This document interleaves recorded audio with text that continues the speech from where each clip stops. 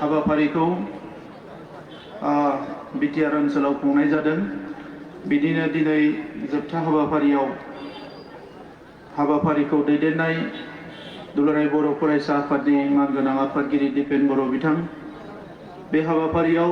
बाहागो लानो हानाय दुलाराय बर' फरायसा आफादनि बारग' आफादगिरि आरो आथिखालनि आसामनि मन्त्रि इउजि ब्रह्म बिथां, बे हाबाफारियावनो बाहागो लानो हानाय दुलाराय बर' फरायसा आफादनि बारग' आफादगिरि आरो आथिखालाव राज्य सभानि MP रोंगोरा नार्जारी बिथां, बे हाबाफारियावनो बाहागो लानो हानाय दुलाराय बर' फरायसा आफादनि आगुनि बुंथिगिरि आरो आथिखालाव बिटिआर सरकारनि बुंथिगिरि कातिराम बर' बिथां, बे हाबाफारियाव बाहागो लानो हानाय दुलाराय बर' फरायसा आफादनि बोसोनगिरि खुंख्रा स्वर्गियारी, बर' थुनलाइ आफादनि गाहाय नेहाथारि नीलकान्त गयारी, लोगोसे बर' थुनलाइ आफादनि बारग' लेङाइ आफादगिरि, एबसुनि बारग' आफादगिरि आरो लोगोसे आथिखालाव CSBनि चेयारमेन डक्टर दीपक बसुमतारी बिथां आरो बाहागो लानो हानाय जोंनि MCLA मन्टु बर' आरो जय मुसाहारि, दुलाराय बर' फरायसा आफादनि लेङाइ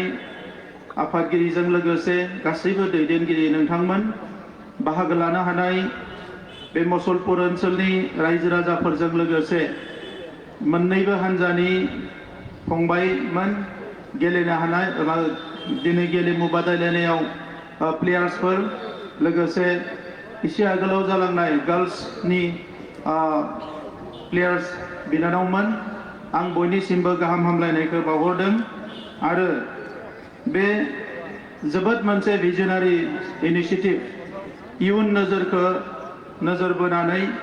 इयुनखौ नोजोर बोनानै दुलाराय बर' फरायसा आफादा जोंनि माहारिनिफ्राय जोंनि फरायसाफोरखौ, जोंनि लाइमोनफोरखौ गेलेनाय बिथिङाव थुलुंगा होनानै गावबा गावनि जिउ राहा दानायजों लोगोसे जोंनि लाइमोनफोरखौ इयुनाव जाहाथे हारिनि मुंखौ मुलुगनां थाखोआव लांनो हायो, गेलेमु बिथिङावनो गोबां दिनै खाबुफोरखौ लानानै जौगालु हाबाफोरखौ मावनो हायो। दा बेखौ नोजोर बोनानै दिनै बे जोलुर बादायलायनाय जि खुंदों बेखौ आं गोसो गोरबोनिफ्राय बाख्नायदों। दुलाराय बर' फरायसा आफादा जागायजेननायनिफ्रायनो बर' माहारिनि सोरगिदिं जौगानायनि थाखाय माखासे हाबाफारिफोरखौ लाबोदों। गोब्राबनिफ्राय गोब्राब थासारियावबो हारि जौगानायनि हाबाफारिफोरखौ मालाबाबो दोनथ'आ जासे सोमावसारनायजों, जांख्रिखांनायजों, गुबुन गुबुन हाबाफारिफोरजोंबो गेलेनाय बिथिं, सोलोंथाइ बिथिं, हारिमुनि बिथिं आरो हारिनि गोग्गो समाज दानायनि गासैबो बिथिंखौ अरायसम माखासे हाबाफारिनि गेजेरजों दैदेनबोबाय थादों आरो बिनि उनाव दिनै जोङो बेबायदि मोनसे मोजां थासारि जोंनि हारियाव मोननो हादों। दिनै बर' माहारिया सा सानजा भारतआव मोनसे गोख्रों माहारि हिसाबै जोङो मोननो हादों। बिनि थाखाय आङो बर' थुनलाइ आफाद आरो दुलाराय बर' फरायसा आफादनो गोसो गोरबोनिफ्राय साबायखर बावो। दुलाराय बर' फरायसा आफादनि मावनाय दांनायखौ लानानै दिनै सा सानजा भारतजों लोगोसे भारतनि गोबां ओनसोलनि माखासे सानसुमैफ्रा, मेलेमजिबिफ्रा, माहारिनि फारसे सांग्रां सुबुंफ्रा आरो माहारिनि फारसे सानग्रा सुबुंफ्रा अरायबो बाख्नायबोदों।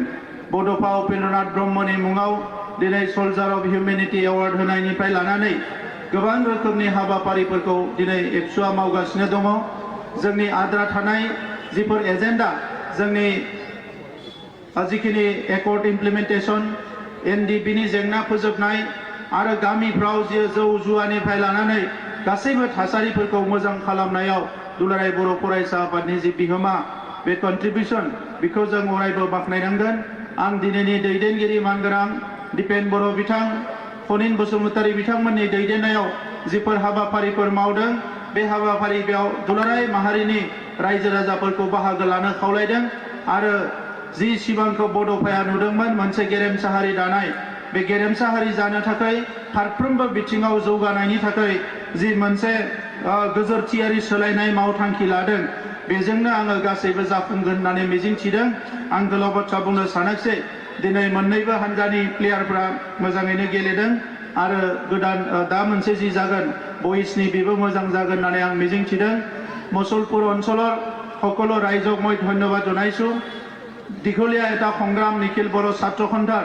এই সংগ্ৰামত বিভিন্ন জাতি জনগোষ্ঠীয়ে সদায় সঁহাৰি জনাই আহিছে সহযোগ কৰি আহিছে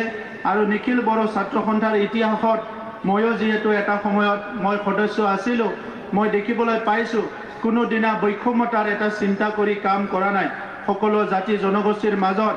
বড়োফা উপেন্দ্ৰনাথ ব্ৰহ্মৰ মূল মন্ত্ৰ জীয়াই থাক আৰু জীয়াই থাকিবলৈ দিয়ক এই মন্ত্ৰৰে সকলো জাতি জনগোষ্ঠীৰ এটা মৰ্যাদাপূৰ্ণ পৰিৱেশ গঢ়ি সকলোৰ লগত কাম কৰি আহিছে আৰু আজিৰ সময়ত আমাৰ যি নেতৃত্ব আছে দীপেন বড়ো ডাঙৰীয়া আৰু নেতৃত্বই বিটিআৰ অঞ্চলৰে নহয় সমগ্ৰ অসমৰ বিভিন্ন জাতি জনগোষ্ঠীৰ ছাত্ৰ সংগঠন জাতীয় সংগঠনবোৰক লৈ এটা ভাল পৰিৱেশ গঢ়ি সকলো জনগোষ্ঠী শিক্ষা দীক্ষা সামাজিক সকলো দিশত আগবাঢ়ি যোৱাৰ কাৰণে এটা ডাঙৰ সচেতনতা আনাৰ লগতে বিভিন্ন পদক্ষেপ লোৱা দেখিবলৈ পাইছোঁ মই আশা ৰাখিছোঁ মুছলপুৰ অঞ্চলৰ ৰাইজ বাক্সা জিলাৰ ৰাইজ আজি এটা কথাত মই ধন্যবাদ দিব লাগিব যে বিটিআৰ অঞ্চলত এটা পৰিৱেশ সলনি হৈ গ'ল 2020 চনত শান্তি চুক্তি কৰাৰ পিছত নতুন চৰকাৰ আহিল সবে এটা পজিটিভ চিন্তাধাৰা লৈ কাম কৰিছে আৰু বাক্সা ডিস্ট্ৰিক্ট এতিয়া শিক্ষাত বহুত আগবাঢ়ি গৈছে এই ট্ৰেণ্ডটো সদায় থাকক সেইটোৱে আমি আশা কৰিছোঁ এই ডিস্ট্ৰিক্টৰ পৰা যোৱাবাৰ এছিএছ যি টপাৰ আছিলে 1 নম্বৰত আহিছে সেইটো বাক্সা জিলাৰ পৰা আহিছিলে যোৱাবাৰ ৰিজাল্টত তেনেকা বহুতখিনি ভাল খবৰ বাক্সা জিলাত হৈ আছে আন্তঃগাঁথনিৰ দিশত আজি এজন মন্ত্ৰী পাবলৈ সক্ষম হৈছে বাক্সা জিলাৰ পৰা আমাৰ ইউজি ব্ৰহ্ম ডাঙৰীয়া ইয়াত ষ্টেডিয়াম নিৰ্মাণৰ পৰা আদি কৰি বিভিন্ন ডাঙৰ ডাঙৰ আঁচনিবিলাক ইমপ্লিমেণ্ট কৰাৰ কাৰণে বিভিন্ন ব্যৱস্থা লোৱা হৈছে অসমৰ মুখ্যমন্ত্ৰী ডাঙৰীয়াও কেইবাবাৰ বাক্সা জিলালৈ আহিল আৰু ৰাস্তা ঘাটৰ পৰা বিভিন্ন কাম হাতত লৈছে মই সকলোলৈ ধন্যবাদ জনাইছোঁ বিটিআৰ চৰকাৰে 40টা সমষ্টিত আমি 40টা মিনি ষ্টেডিয়াম 5 কোটি টকাৰ নিৰ্মাণ কৰা কাম চলি আছে যোৱা বছৰ 6টা ষ্টেডিয়াম আমি নিৰ্মাণ কৰিলোঁ এই বছৰ আমি আৰু 6টা ষ্টেডিয়াম নিৰ্মাণ কৰিবলৈ গৈ আছোঁ আৰু অহা 2 বছৰত প্ৰায় 40টা সমষ্টিত আমি 5 কোটি টকাৰ ষ্টেডিয়াম নিৰ্মাণ কৰাৰ কাৰণে আগবাঢ়ি আছোঁ যাতে আমাৰ ল'ৰা ছোৱালীসকলে ফুটবল ভলীবল এথলেটিক্স ইনডোৰ বিভিন্ন যি স্পৰ্টছ আছে এইটো যাতে নিজৰ জায়গাতে কৰিব পৰা হয় দুটাকৈ ফুটবল একাডেমি বনোৱাৰ কাৰণে কাম আমাৰ চলি আছে এইখিনিও আমি অহা বছৰত মানে ৰূপায়ণ কৰিব পাৰিম বুলি মই আশা কৰিছোঁ মই সকলোলৈ ধন্যবাদ জনাইছোঁ थांनाय बोसोराव जोंहा जायफोरा चेम्पियन जादोंमोन बिनि गेजेराव मेन चेम्पियननो 1 लाख रां होनायनि बाथ्रा फोसावनाय जादोंमोन दा देग्लाय सरि बेस्ट प्लेयारनो दा देग्लायबो आङो हौवासाफोरनिफ्राय सासे आरो हिन्जावसाफोरनिफ्राय सासे सानैनोबो 1 लाख होनाय जागोन आरो क्लाबफोरनोथ' जोङो थांनाय बोसोरनिफ्राय 10टा क्लाबनो चेम्पियन क्लाबफोरनो जोङो 5 लाख करि थाखा होनाय स्टार्ट खालामदों जाहाथे बिथांमोना बायदिसिना डेभेलपमेन्ट एक्टिभिटी खालामनो हायो क्लाबनि आङो बयखौबो मोजाङै गेलेनो खावलायनानै फिन खेबसेबाव दुलाराय बर' फरायसा आफादनो बे खाबुखौ होनायनि थाखाय साबायखर बावनानै आंनि बुंनायखौ बेवहायनो फोजोबबाय गोजोन्थों